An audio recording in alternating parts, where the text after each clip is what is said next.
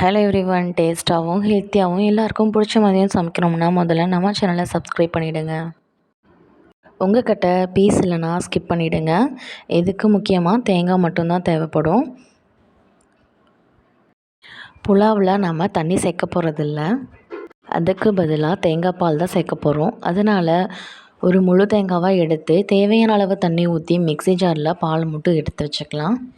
அந்த பாலை வடிகட்டி ஒரு பாத்திரத்தில் எடுத்து வச்சுக்கலாம். இப்போ குக்கரில் 2 ஸ்பூன் எண்ணெய்னா 2 ஸ்பூன் நெய் எடுத்துக்கலாம். இதுக்கு கண்டிப்பாக நெய் தேவைப்படும். இது ரெண்டுமே நல்லா சூடாகட்டும்.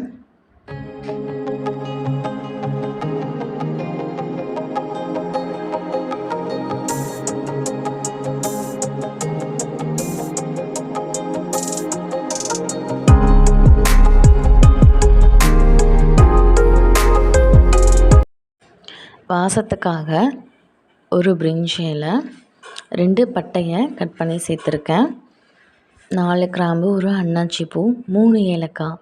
இது எல்லாமே நல்லா பொரிஞ்சு வரட்டும். 2 மீடியம் சைஸ் ஆனியனை நீல வாக்கில் கட் பண்ணி இதோட சேர்த்துக்கலாம். 2-3 நிமிஷம் நல்லா வெங்காயத்தை வதக்கி கோல்டன் ப்ரௌன் கலரில் வர மாதிரி பார்த்துக்குங்க. அப்படின்னா தான் சுவையாக இருக்கும்.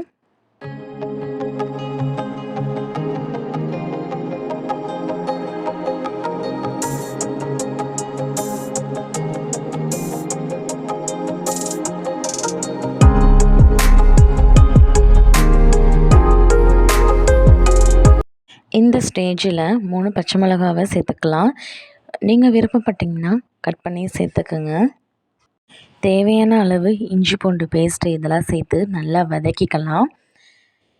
இந்த பேஸ்ட்டோட பச்சை வாடை போகிறதுக்காக நல்லா வதக்கி எடுத்துக்கோங்க.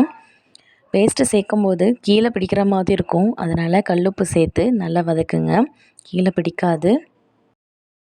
பேஸ்ட்டோட பச்சை வாடை போகிறதுக்காக 2 நிமிஷம் நல்லா வதக்கி எடுத்துக்கலாம்.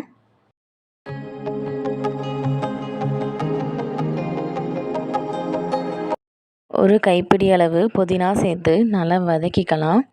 இலை நல்லா சுருண்டு வரணும்.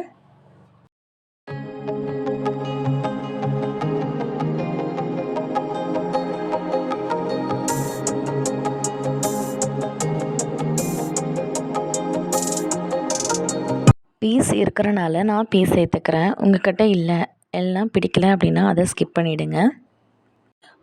புலாவ் பீஸ் எல்லாமையும் செய்யலாம், சுவையாக இருக்கும். இப்போ பீஸ் சேர்த்து நல்லா வதக்கிக்கலாம் 2 நிமிஷம். முழுக்க தண்ணிக்கு பதிலாக தேங்காய் பால் சேர்த்தா தான் சுவையாக இருக்கும்.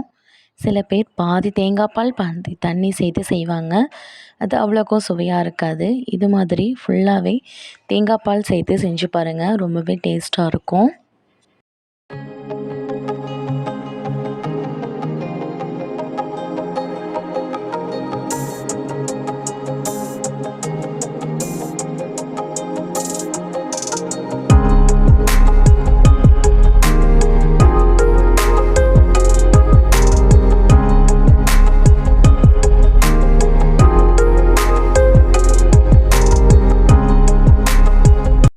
இப்போது தேங்காய் பால் ஓரளவு நல்லா சூடாகட்டும்.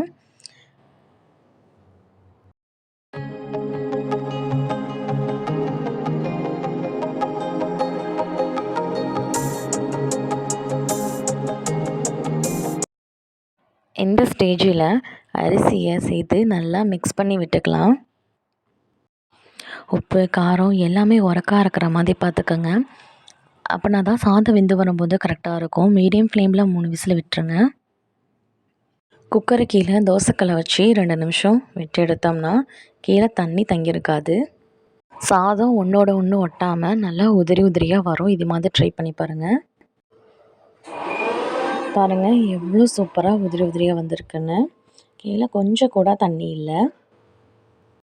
கரண்டியை வச்சு சாதத்தை இது மாதிரி பண்ணிக்கோங்க, அப்படின்னா தான் சாதம் கட்டியாகாமல் இருக்கும்.